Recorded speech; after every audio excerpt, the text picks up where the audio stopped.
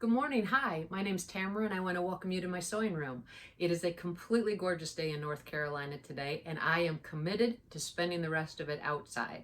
But before I go, I wanted to show you quickly how to make some basic pants for your favorite fashion doll using the basics clothing patterns that we have available. Please come on along.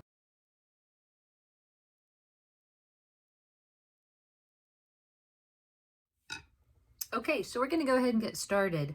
These are the pants from the basics patterns. This pattern's available for 18 different dolls in a variety of sizes. It's an easy construction for pants. It should take hopefully 15 minutes or less, but we're going to try to do it in 10 minutes or less. It has just 3 pieces to start. We have the pants front, 2 pieces, the pants back, 2 pieces, and the actual lining at the waistband. So I've already done just one step, which was to go ahead and zigzag the long edge of that waistband. I'm going to set that aside until we need it. The next thing I needed to do was I needed to mark the position for the darts on the back of the pants as well as where you stop the back crotch seam. I just put a small hole in the pattern piece with my seam ripper, and then I went ahead and marked the placement for those 2 points with a heat sensitive marker. So that's actually already done on the pattern piece as well.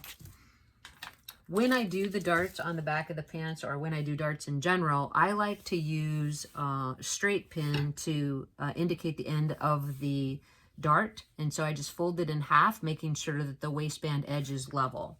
My stitch length is set to between 2 and a 3 on my sewing machine, and I'm going to start that dart with a 1/4 inch seam allowance and then narrow it out to the point of the dart where that pin is entering the fabric. Just be careful not to hit your pin. Now you want to leave the strings on that dart a little bit longer so you can tie them off to secure that. I'm going to repeat that on the second side.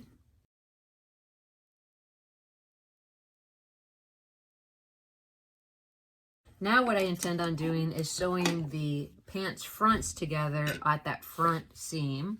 So you want to place the fabric right side together. All the seams in the pattern are 1/4 inch.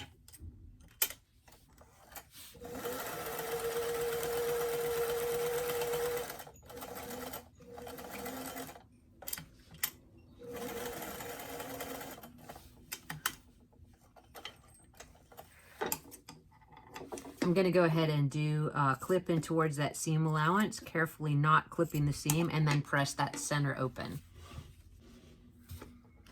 The next step is going to be to sew the back of the pants to the front at the side seams. You want to do this step next in case you decide to top stitch that side seam. Now, I encourage you to use as many pins as you feel comfortable. If you feel like the material is going to move out of the way at all, I would recommend pinning it. In this case, I feel pretty confident that it's not going to slip. Using a 1/4 inch seam, I'm going to sew the side seam.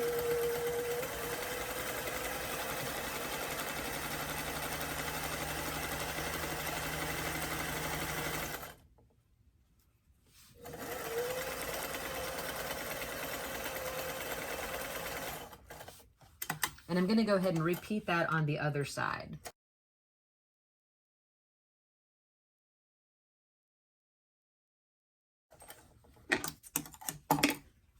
Now that I have both side seams sewn, I'm just going to go ahead and clip in towards that seam allowance at the curve edge of the hip.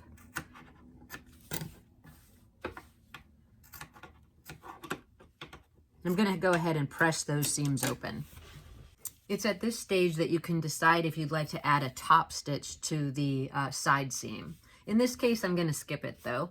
I like to do a little zigzag edge along the bottom hem before I hem the pants. That's just really to keep the material from fraying.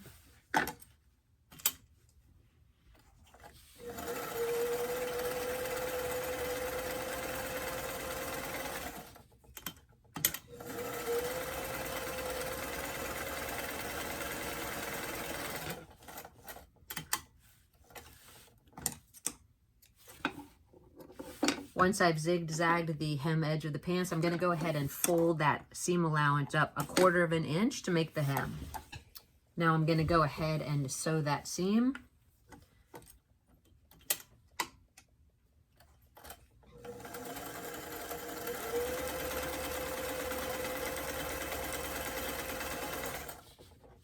and again on the second pant leg as well.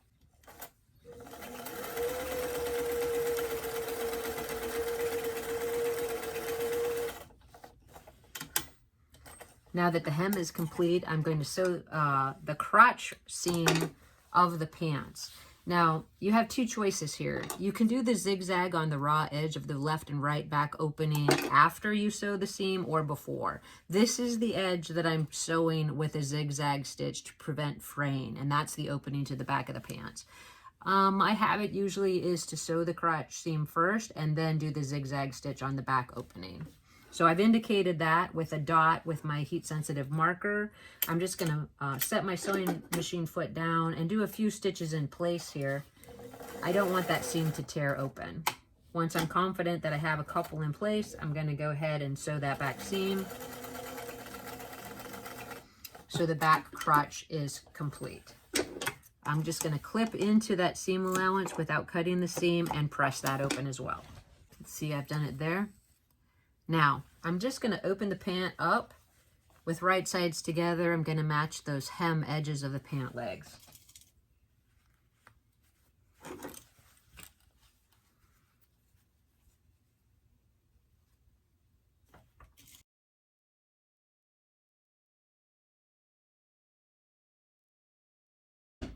This is an optional step to go ahead and use some pinking shears just to clean up that inner thigh seam, taking a little bit of bulk out of the pants.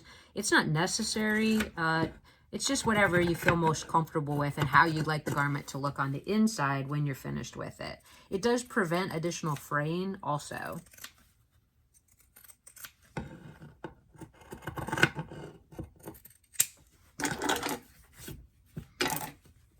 All right, with that done, I'm going to go ahead and do that zigzag stitch that we had talked about on the left and right back opening. Make sure you clip in so that you can make the turn.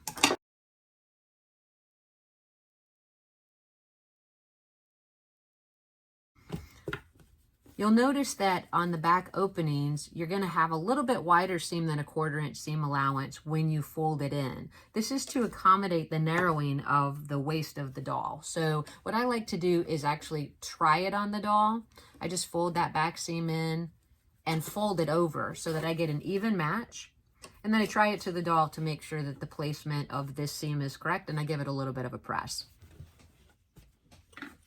Here's the construction so far. We're almost finished. All we have to do is add the lining to the waistband edge of the pants.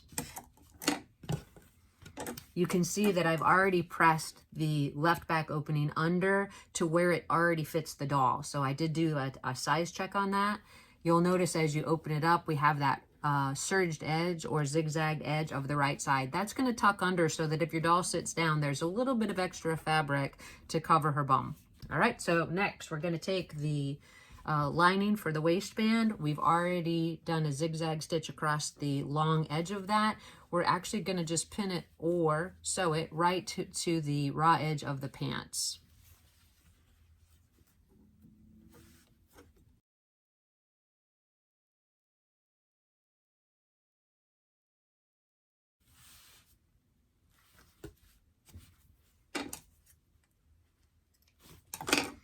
Okay, we're going to pull the lining up.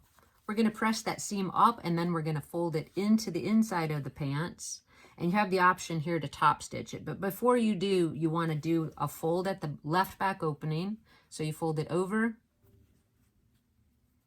and then you'll tuck it in right where that seam has been pressed. Once you have everything pressed to the inside and you have that left back opening folded under and then folded over, you're going to go ahead and just run a top stitch around that upper waistband edge.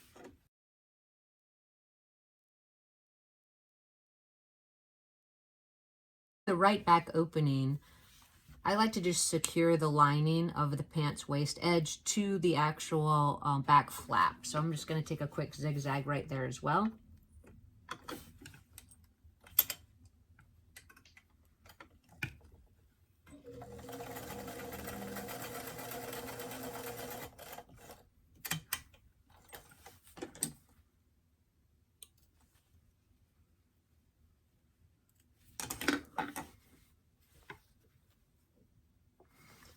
So that's where we are so far. The very last final steps will be to take a little quick overcast stitch to catch that one side, the left back opening, to mark the placement for the snaps on the doll. And then you've got your first pair of pants. So I hope this was helpful for you. If you have questions, please leave them in the comments below.